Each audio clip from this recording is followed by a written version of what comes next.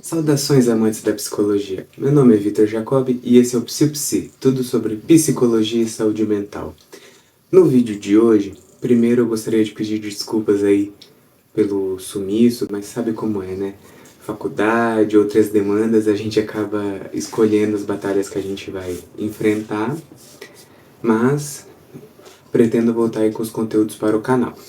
E hoje voltamos com o nosso quadro Leitura Psi, em que vocês já sabem, eu faço leitura de alguns livros, dentro ou não da psicologia, e trago aí para vocês como uma forma de reflexão.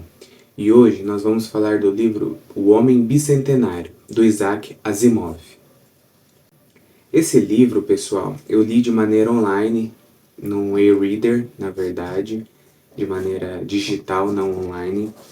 E ele é bem curtinho, ele é um conto, assim, se eu não me engano, nesse reader, né, no Kindle não deu 100 páginas, então é uma leitura fluida.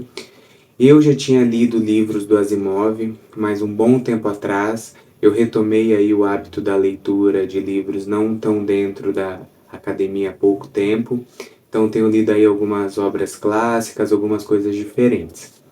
E o contexto geral desse livro é em torno de... O Isaac Asimov escreve muito sobre ficção científica, né, robôs.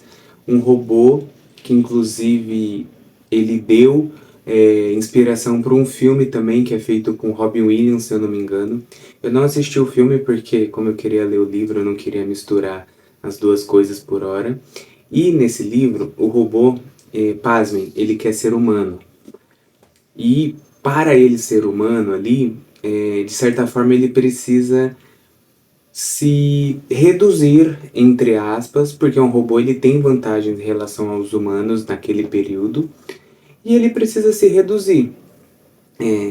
Por exemplo, sendo mortal, ele quer ser reconhecido como um ser humano, então ele até uma discussão sobre a criatividade que ele tem em criação de algumas peças de artesanato.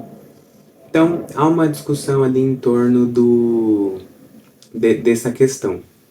E eu gostaria de fazer um vídeo curto, na verdade, trazendo duas reflexões sobre esse livro que eu mais fiquei pensando.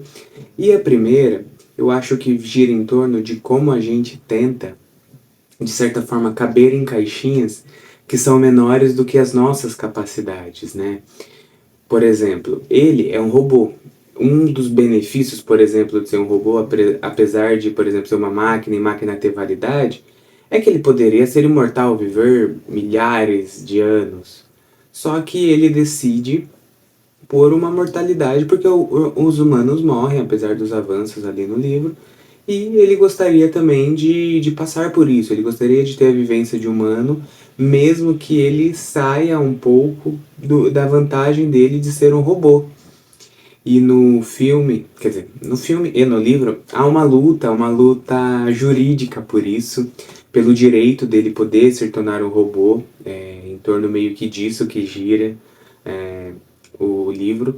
Então eu acho que uma primeira reflexão, e talvez não me julguem mal, mas uma reflexão mais superficial da história, assim, não adentrando uma polêmica que eu gostaria de trazer, é essa que como a gente entra e a gente se reduz, como a gente acha que muitas vezes a gente pode ser grande para um ambiente que não reforça a nossa grandeza e acaba que a gente não se mostra da forma que a gente é por talvez uma retaliação ali do ambiente. Esse é o ponto que eu acho que fica também, mas um ponto que eu acho que essa, pra mim, é a magia dos livros, é quando a gente pega um fulano que escreveu tantos anos atrás, apesar de ser um baita nome na literatura mundial, mas que quando traz para os dias de hoje é tão atual, que é assim, gente, ele era um robô. Por mais que ele gostaria de XYZ, era um robô. O pessoal mais curto e grosso falaria só desligar o robô, só reiniciar. E fazendo esse paralelo com os dias de hoje, como as pessoas têm se afeiçoado a robôs. A gente tem a discussão sobre muitas pessoas que não conseguem ter vínculos sociais e acabam tendo numa inteligência artificial da vida um melhor amigo, um confidente, um psicólogo, médico. áreas assim da saúde. Então, o quão isso é preocupante, porque é um robô, como a gente tende a humanizar o robô, e é só um robô, é só uma máquina. A gente acaba deixando de lado as relações humanas em si, as relações sociais com pares, e acaba que foca nessa relação com robôs. Então eu achei isso muito interessante quando a gente pensa nos dias de hoje. A gente tem uma tendência na análise do comportamento a sempre falar sobre topografia e função. Topografia é a forma, né, como aquele comportamento se manifesta. Então, desculpem os roncos se vocês ouvirem. Então, a forma de um comportamento, ela pode ser a mesma, mas a função dele pode ser diferente.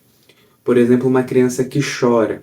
A criança que chora, pode ser que ela esteja chorando porque ela está com fome. Então, o choro é a topografia e a função é pedir um alimento ali, né? Quando a criança é a forma de comunicação dela. Mas o choro pode ser também a famosa birra, o comportamento ali interferente, quando a mãe diz não e a criança chora porque ela quer tal objeto a partir de um pedido negado. Então, é a mesma topografia, mas com funções diferentes. E eu acho que distopias, principalmente, quando a gente pega o fim do mundo, regimes autoritários, acabam que colocam uma forma muito mais explícita da coisa.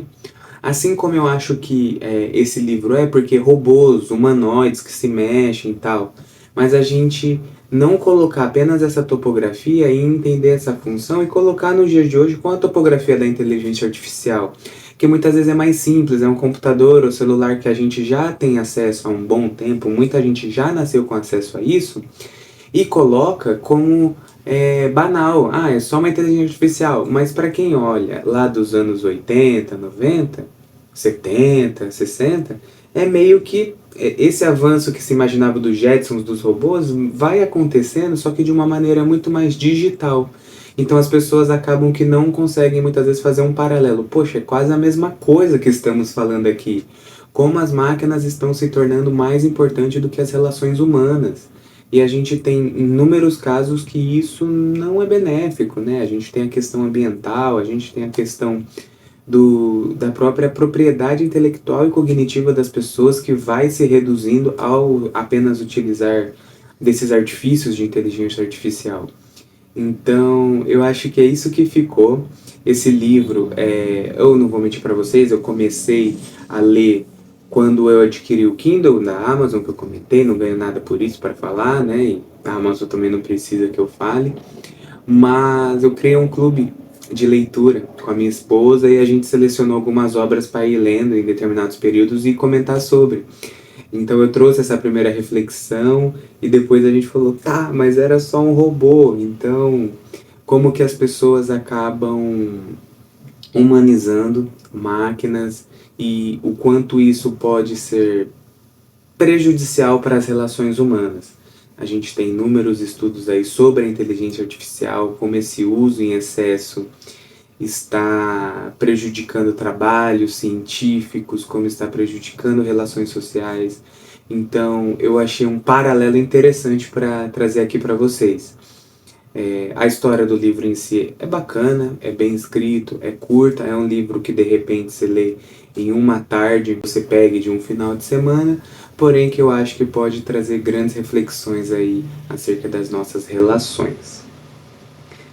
Bem, pessoal, foi isso o vídeo de hoje. Agradeço a vocês pela presença até o final dos vídeos e por toda a audiência. E até o próximo vídeo.